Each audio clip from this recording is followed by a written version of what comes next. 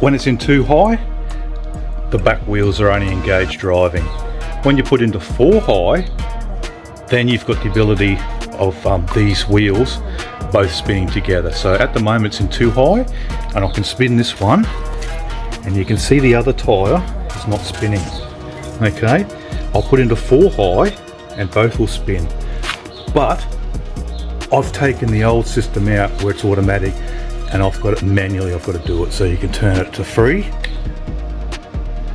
and they'll stay independent. This one will spin. Won't lock into 4. Won't lock into 4-wheel drive. So to have it 4-wheel drive at the front, you've got to put it into lock, 3 or lock. So basically, they're both locked in. It's in 2 high. And that's very confusing for some. It's in 2 high, so both wheels aren't going to spin together. Okay, so I'll go into the cab. Okay, so the torch is charged, sorry guys. So we're in 2 high. Okay, I'm going to put it into 4 high. Okay, so I've moved the lever forward. And we come back outside.